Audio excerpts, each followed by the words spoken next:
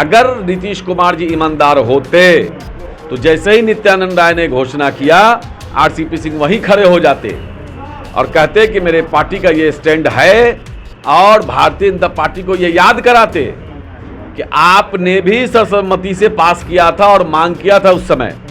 आज आप कैसे मुकर सकते हैं? संतोष मांझी जीतन राम मांझी के बेटा से मिलने का समय प्रधानमंत्री दे देते हैं, लेकिन बिहार का मुख्यमंत्री जो भाजपा का एलाई पार्टनर है, उसको मतलब भाजपा के समर्थन से ये सरकार चल रही है, उस मुख्यमंत्री को अगर मिलने का समय नहीं दे रहे हैं इस इश्यूज पर, तो नीतीश कुमार जी के साथ साथ पूरे बिहार का ये अपमान है। के बारे में कहा जाता है कि लगाए घूर्मी, अब पूरी बात हम नहीं बोलेंगे, लगाए घूर्मी। नीतीश कुमार गोल गोल बिहार की जनता को भी घुमाते हैं और अपने दल के नेताओं को भी गोल गोल घुमा रहे हैं। नमस्कार, उदित तारण नाम है मेरा। इनसाइडर लाइव में आप सभी का स्वागत है। देखिए, राजद कार्यालय में हम मौजूद हैं और आज 7 तारीख है। मंडल कमीशन की जो रिपोर्ट है वो आज ही के दिन लागू की गई थी और आज ही की तिथि नेता प्रतिपक्ष तेजस्वी यादव के द्वारा तय की गई है बिहार में जातीय जनगणना को लेकर प्रदर्शन और आंदोलन करने को। बहुत नेता कार्यालय के बाहर मौजूद हैं, वो दृश्य भी आपको हम दिखाएंगे।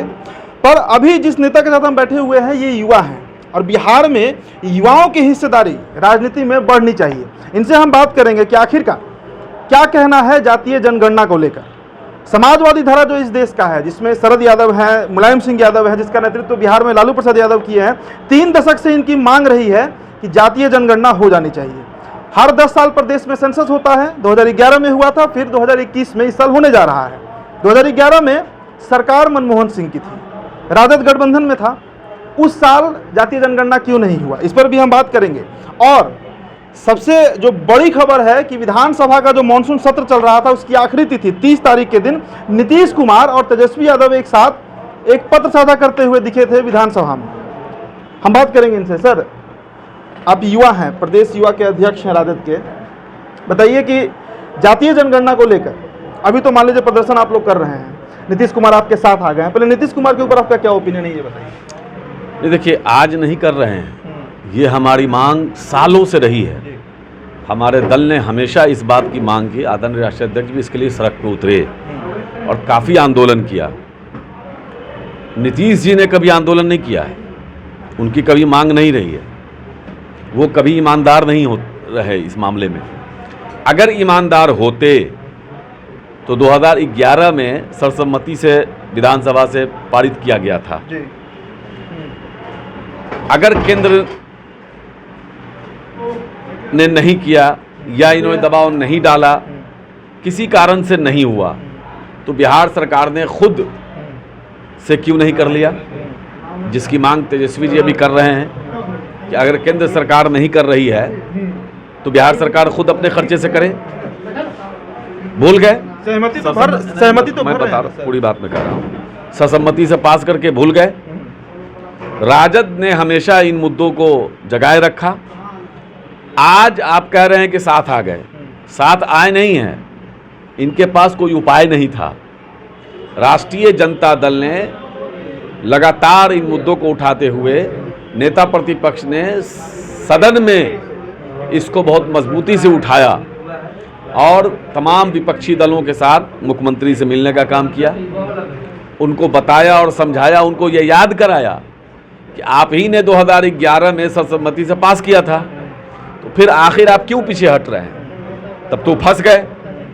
अगर नीतीश कुमार जी की नीयत सही होती तो जैसे ही केंद्रीय गृह राज्य मंत्री ने, देखिए उसकी चाल कि एक पिछड़े के बेटा से ही ऐलान करवाया जा रहा है कि नहीं होगा, तो वहाँ पार्टी के राष्ट्रीय अध्यक्ष उसी सदन में मौजूद थे जहाँ पे ऐलान हो रहा था, आरसीपी सिंह। तो आप तो जानते हैं कि बिना नीतीश कुमार जी के पत्ता भी नहीं डोलता है उस दल में, लोकतंत्र तो उस दल में है ही नहीं। तो नीतीश कुमार जी का फरमान था कि इस पर चुप रहना है, कुछ बोलना होना नहीं है। अगर नीतीश कुमार जी ईमानदार होते तो जैसे ही नित्यानंद राय ने घोषणा किया, आरसीपी सिंह वहीं खड़े हो जाते और कहते कि मेरे पार्टी का ये स्टैंड है, और भारतीय जनता पार्टी को ये याद कराते कि आपने भी सर्वसम्मति से पास किया था और मांग किया था उस समय, आज आप कैसे मुकर सकते हैं? लेकिन इन्होंने कुछ नहीं किया। जब नेता प्रतिपक्ष ने दबाव बनाया और जाकर के मिलने का काम किया मुख्यमंत्री से, तब इन्होंने कहा कि हाँ हम भी इसके पक्ष में हैं। वो भी इसलिए कहा कि सर्वसम्मति से पास कराए हुए हैं तो भागेंगे कहाँ से? तो ये इनकी दोहरी नीति जो है, मतलब कनियों के भाई दुल्हों के भाई वाला जो इनका नीति है वो हमेशा रहता है। फिर भी अभी भी मैं नीतीश कुमार जी से चैलेंज करता हूं कि नीतीश जी, अगर आप में हिम्मत है, अगर आप पिछड़ों के लिए सोचते हैं, दलितों के लिए, पिछड़ों के लिए आपके मन में थोड़ा भी सम्मान है, तो अभी आप प्रधानमंत्री से टाइम मांगिए। अभी आप ही कह रहे थे कल के उन्होंने टाइम नहीं दिया, ये तो और शर्म की बात है। अब बोलिए कि संतोष मांझी, जीतन राम मांझी के बेटा से मिलने का समय प्रधानमंत्री दे देते हैं, जबकि कोई बात नहीं, यूं ही हमको लगता है कि बाप बेटा अलग अलग अपना मिल करके अपनी दुकान चला रहे हैं, दे देते हैं। लेकिन बिहार का मुख्यमंत्री जो भाजपा का एलाई पार्टनर है, उसको मतलब भाजपा के समर्थन से ये सरकार चल रही है, उस मुख्यमंत्री को अगर मिलने का समय नहीं दे रहे हैं इस इश्यूज़ पर, तो नीतीश कुमार जी के साथ साथ पूरे बिहार का ये अपमान है। तो नीतीश कुमार जी में अगर हिम्मत है तो आप डीएनए और क्या क्या नाखून और बाल भेज रहे थे, और प्रधानमंत्री ने कह दिया था कि आपका डीएनए खराब है, मतलब आपको दोगला कह दिया था, उसको भी आप बर्दाश्त किए हुए हैं। आज भी आपको इन्होंने मिलने का टाइम नहीं दिया। तो सवाल ये है, जो इसके राष्ट्रीय अध्यक्ष जो नए बने हैं वो भी मिलने का समय नहीं दिया, अमित शाह से इनको मिल के आना पड़ा। तो सवाल ये है कि अगर हिम्मत है और पिछड़ों के लिए आपके मन में सम्मान है, तो सीधे आर पार की लड़ाई लड़िए, मारिए धक्का, सत्ता की ऐसी की तैसी। लेकिन चूंकि इनको किसी चीज़ की चिंता नहीं है, न पिछड़ों का दर्द है, न बिहार के बारे में चिंता है, बिहार के लोगों के लिए कोई इनके पास कोई सहानुभूति भी नहीं है, तो इसलिए सिर्फ सत्ता से इनको मोहब्बत है। कुर्सी इनकी रहनी चाहिए, चाहे इनको जितना अपमान झेलना पड़े, इनके कारण बिहारियों को जितना अपमान झेलना पड़े, इनके कारण पिछड़ों और दलितों को जितना अपमान झेलना पड़े, जितना बेइज्जत होना पड़े। ये नीतीश कुमार जी का चाल और चरित्र है। क्योंकि सृजन घोटाला हो, चाहे मुजफ्फरपुर का शेल्टर होम वाला जो बलात्कार वाला मामला हो बच्चियों का, चाहे शौचालय घोटाला हो, अन्य जो भी घोटाले हैं, उन तमाम घोटालों में चूंकि इनको जेल जाना पड़ेगा, सारी फाइलें वहाँ रखी हुई है, इस वजह से ये तमाम चीज़ों से सौदा करने को तैयार हैं, लेकिन कुर्सी का मोह ये नहीं छोड़ेंगे। एक सवाल है कि अभी आपने आरसीपी सिंह का नाम लिया कि वो खड़ा होकर सदन में क्यों नहीं इस बात को ऑब्जेक्ट किए। अब आपका आरोप है कि जदयू लोकतांत्रिक पार्टी नहीं है, नीतीश कुमार सर्वे सर्वा है, पर जो उनके पार्टी से खबर आती है कि आरसीपी सिंह नहीं सुनते हैं नीतीश कुमार का। आरसीपी सिंह का भाजपा से सेटिंग है, आरसीपी सिंह को मंत्री भाजपा इसीलिए बनाया क्योंकि वो अपने मन का करते हैं, नीतीश कुमार का नहीं सुनते हैं। देखिए, नीतीश के द्वारा कहा जाता है ना सर, नीतीश कुमार के बारे में कहा जाता है कि लगाए घूर्मी, अब पूरी बात हम नहीं बोलेंगे, लगाए घूर्मी।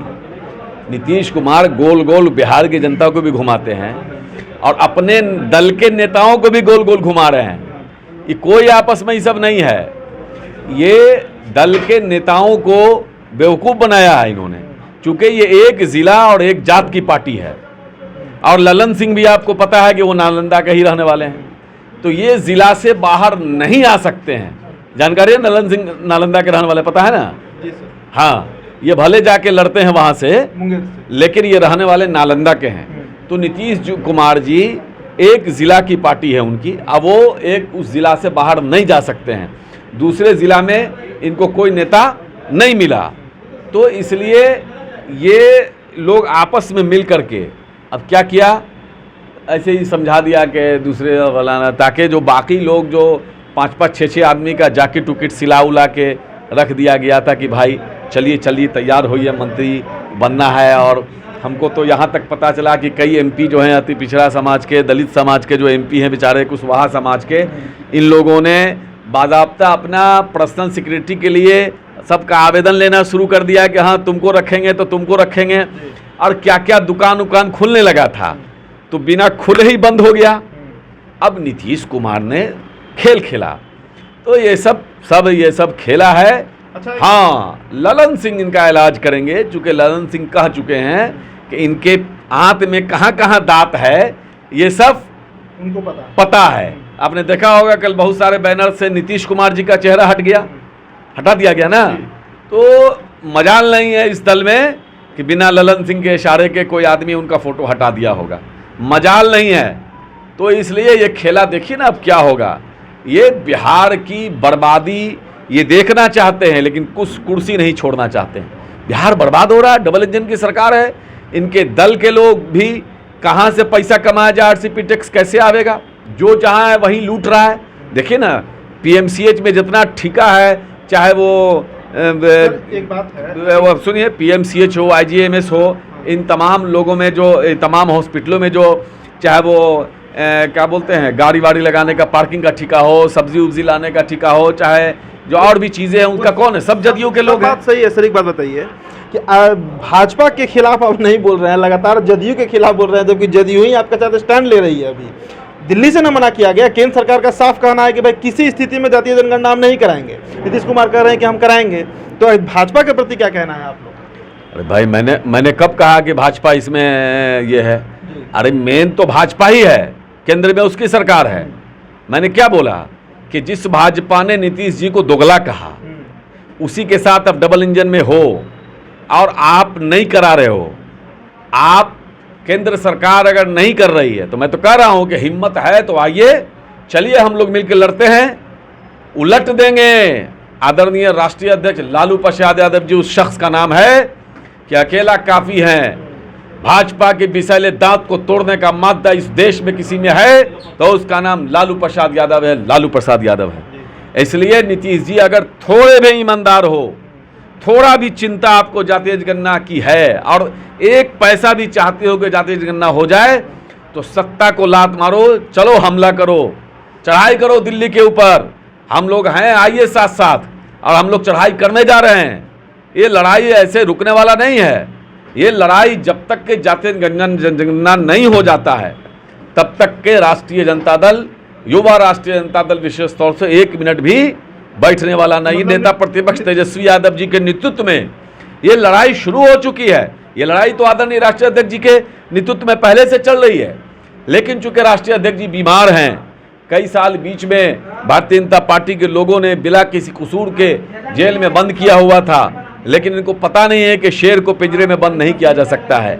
और लालू यादव को जितना दिन में जेल में बंद कर दो, लालू प्रसाद यादव जी एक विचारधारा है, उनके फोटो को लेकर के हम लोग पिछड़ों की, दलितों की, अल्पसंख्यकों की लड़ाई जो है वो लड़ते रहेंगे। नीतीश जी को मतलब ऑफर कर रहे हैं कि आइए साथ में सरकार बनाने का भी ऑफर है कि सिर्फ जातीय जनगणना का? नहीं, बिहार की जनता ने तो उनको नकार दिया है। बिहार की जनता उनको मुख्यमंत्री थोड़े मानती है, इलेक्शन कमीशन ने उनको मुख्यमंत्री बनाया है। बात नहीं समझे? भारतीय जनता पार्टी का अलायंस इलेक्शन कमीशन से है, भारतीय जनता पार्टी का अलायंस ईडी सीडी क्या क्या जो है सीबीआई सबसे है। दुनिया जान रही है कि किस तरह से क्या हो रहा है। ये अंग्रेज की औलाद, ये नाथूराम गोडसे का चेला, ये जो बड़ी मुश्किल से देश के लोगों ने, लाखों लोगों ने कुर्बानी देकर, अपनी शहादत दे करके इस अंग्रेज़ों को भगाया। अंग्रेज़ के दलाल हैं कि नहीं ये लोग? सब जानता है कि उस समय कौन अंग्रेज़ की मुखबरी कर रहा था, कौन जो है इनके जो है सावरकर हैं। ये अंग्रेज़ों से मिल करके बादाब्ता ये तय हुआ, तब इनको जेल से निकालना पड़ा। कितनी दर्जनों चिट्ठी लिखा अंग्रेज़ को सावरकर ने कि हुजूर मुझे जेल से बाहर निकाला जाए, हम जितना अंदर रह के आपके काम नहीं आ रहे उससे ज़्यादा बाहर निकल के काम आएंगे।